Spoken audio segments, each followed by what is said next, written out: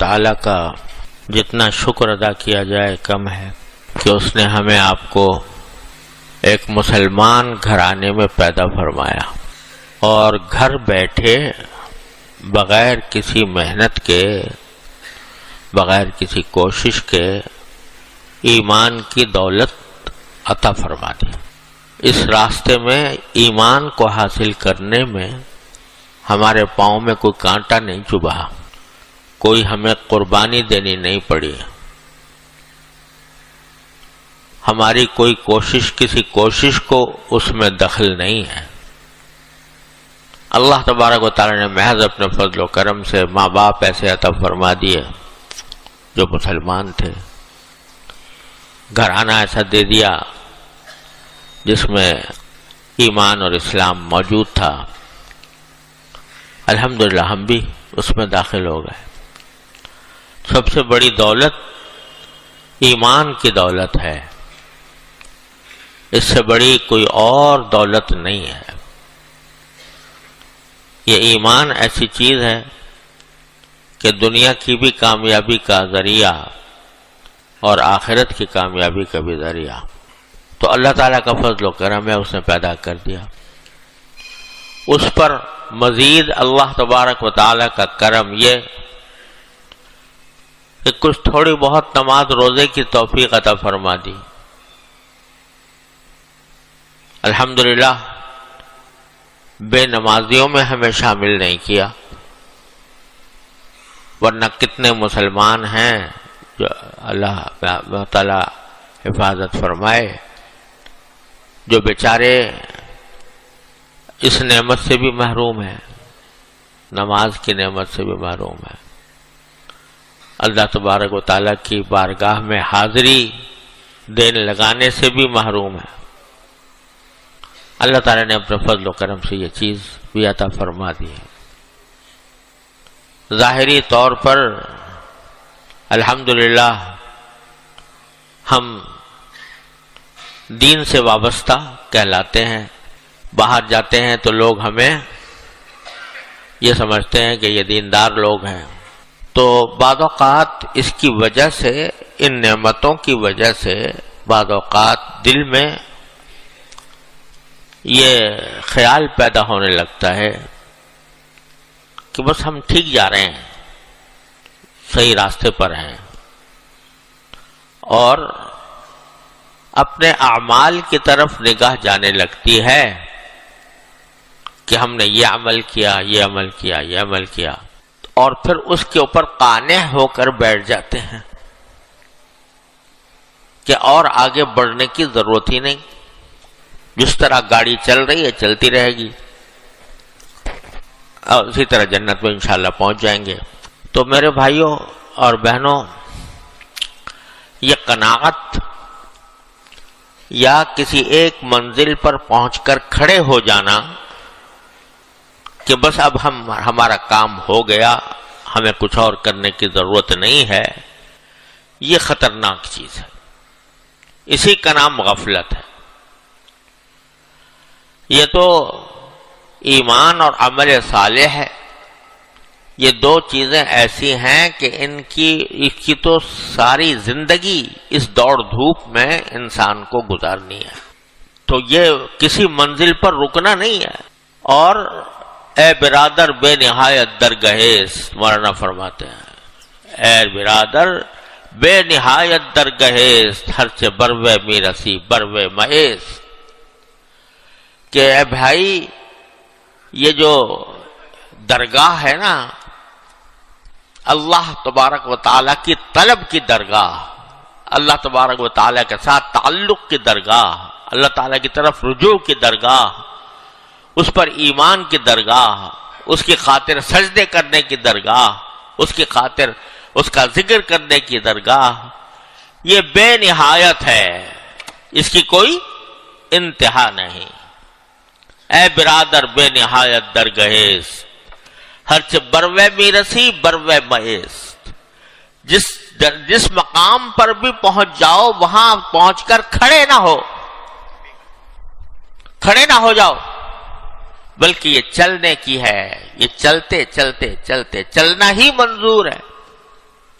چلنا ہی منظور ہے، چلنا خود منزل ہے اس راستے میں۔ چنانچہ اللہ تبارک و تعالیٰ جو اپنے بندوں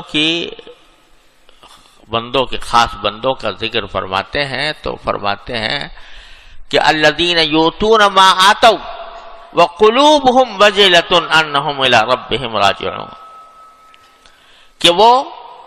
جو عمل بھی کرتے ہیں، نماز ہو، روزہ ہو، ذکر ہو، تسبیح ہو، عمرہ ہو، حج ہو اور تلاوت ہو، جو کچھ بھی ہے کرتے رہتے ہیں اور ساتھ ڈرتے بھی رہتے ہیں، کرتے رہیں اور ڈرتے رہیں۔ ان کے دل میں ڈر ہوتا ہے اس بات کا کہ ہمیں تو اللہ تعالیٰ کے سامنے جانا ہے، ہم کیا، ہمارا عمل کیا، ہم نے کیا اس کی بارگاہ کے لائق، ہم نے کون سا عمل اس کی بارگاہ کے لائق کر لیا، لہذا آگے بڑھنا۔ جب دل میں یہ بات آ جاتی ہے الذین یؤتون ما آتوا وقلوبہم وجلۃ انہم الی ربہم راجعون، ان کے دلوں میں یہ خوف ہوتا ہے کہ ہم تو اللہ تعالیٰ کے بعد جانے والے ہیں، پتہ نہیں ہمارا یہ عمل کیا حیثیت رکھتا ہے اللہ تبارک و تعالیٰ کی عظمت کے آگے۔ اللہ تعالیٰ کی تم نے بہت خشوع سے، خضوع سے، دل لگا کر، گڑ گڑا کر، رو کر نمازیں پڑھ لی، سجدے کر لیے، وہ اللہ جل جلالہ کی عظمت کے آگے وہ سجدہ اس کی تو کوئی حیثیت نہیں اللہ تبارک و تعالیٰ کی عظمت و جلال کے آگے، لیکن ان کا کرم ہے کہ وہ اپنے فضل و کرم سے اس کو قبول فرما لیتے ہیں۔ اسی لیے حضرات صوفیہ فرماتے ہیں کہ جو شخص عمل کر کے امید باندھے ہوئے ہے، عمل کر کے اس عمل پر بھروسہ کیے ہوئے ہے کہ یہ عمل مجھے جنت میں لے جائے گا، تو وہ فضول آرزو باندھ رہا ہے، وہ فضول محنت کر رہا ہے۔ عمل آدمی کو جنت میں نہیں لے جائے گا، اللہ تعالیٰ کا فضل اور اس کی رحمت لے کے جائے گی۔ اور جو آدمی عمل کیے بغیر یہ امید باندھ رہا ہے کہ میں چلا جاؤں گا، تو وہ اپنے آپ کو جھوٹی آرزوؤں میں مبتلا کر رہا ہے، جس کا حاصل یہ ہے کہ جائے گا وہی جو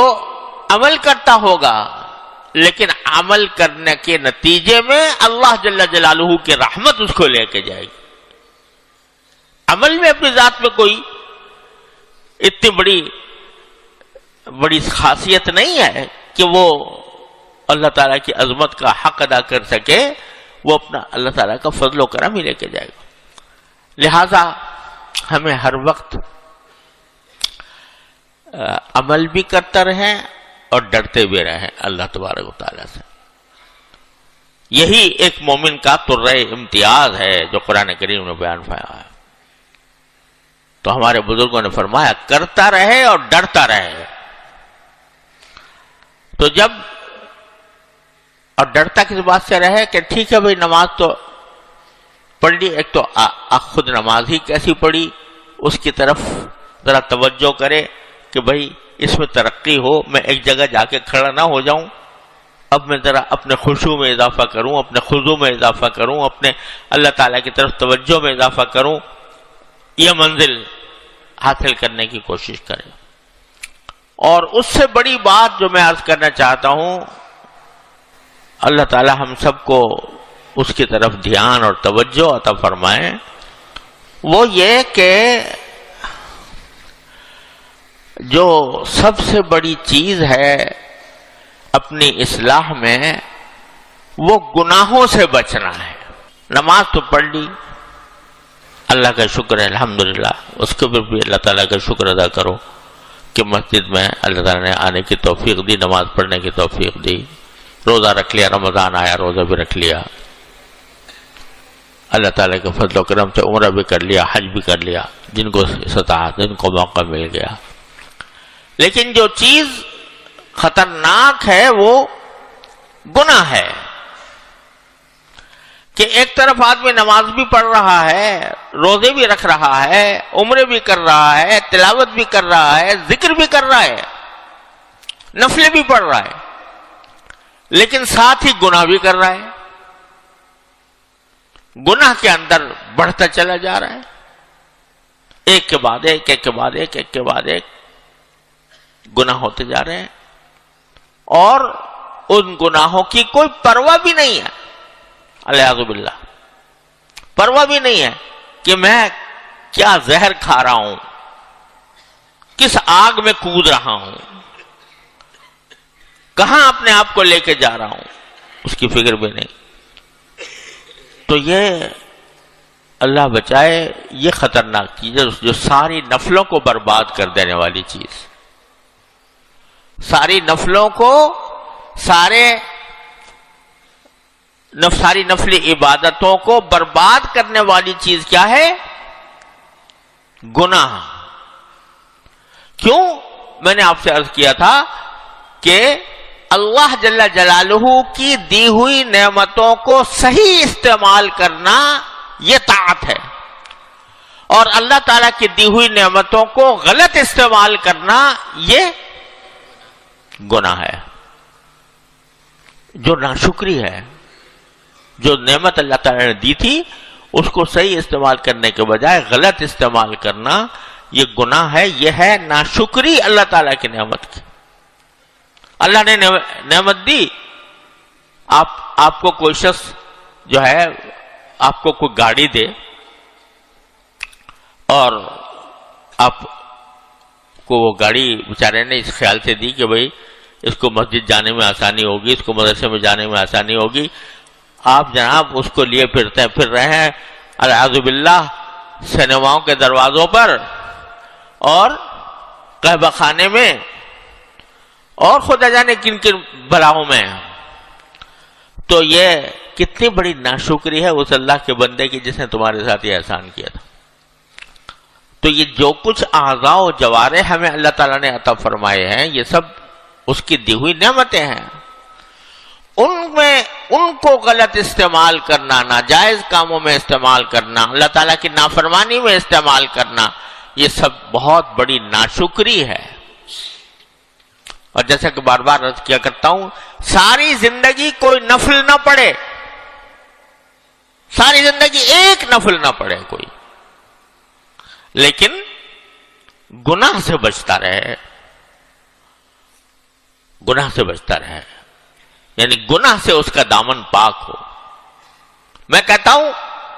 کہ کوئی اگر فرض کرو کوئی شخص صرف فرائض پر اکتفا کرے، 2 رکعتیں فجر کی پڑھ لی، 4 ظہر کی پڑھ لی، 4 عصر کی پڑھ لی، 3 مغرب کی پڑھ لی، 4 عشاء کی پڑھ لی، 3 وتر پڑھ لی، بس ساری زندگی یہی کرتا رہے، لیکن گناہ کوئی نہ کرے تو سیدھا جنت میں جائے گا، سیدھا جنت میں۔ حالانکہ بظاہر دیکھنے میں اس نے کوئی نفلی عبادت نہیں کی، کوئی سنت نہیں پڑھی، کوئی نفل نہیں پڑھی، سنت کے ترک پر اللہ تعالی کو کی محبت کے خلاف ہے بندے سے کہ وہ سنت نہ پڑھے، لیکن اگر سنت نہیں پڑھتا تو صرف اور فرض پر اکتفا کرتا ہے تو انشاءاللہ امید یہ ہے کہ اور گناہ سے بچتا رہا تو اللہ تعالیٰ کی رحمت سے امید ہے کہ وہ سنتیں نہ پڑھنے کو بھی معاف کر دے گا اور جنت میں داخل کر دے گا۔ یہ میرا وہ بندہ ہے جس کے نام اعمال پر کسی گناہ کا نقطہ لگا ہوا نہیں ہے، سیدھا جنت میں جائے گا انشاءاللہ۔ اور ایک شخص ہے جو خوب تہجد گزار ہے، اوابین پڑھتا ہے، اشراق پڑھتا ہے اور پتہ نہیں کتنی نفلیں پڑھتا ہے، تلاوت کرتا ہے، ذکر کرتا ہے، مگر اس کی آنکھ غلط کام میں استعمال ہو رہی ہے، گناہ کر رہی ہے، اس کی زبان گناہ کر رہی ہے، تو اس کے جنت میں جانے کی کوئی گارنٹی نہیں، بلکہ پہلے اس کو اپنے گناہوں کا بدلہ دینا ہوگا، اور اس کے بعد پھر کہیں اللہ تعالیٰ ایمان کی بدولت اس کو لے جائیں گے۔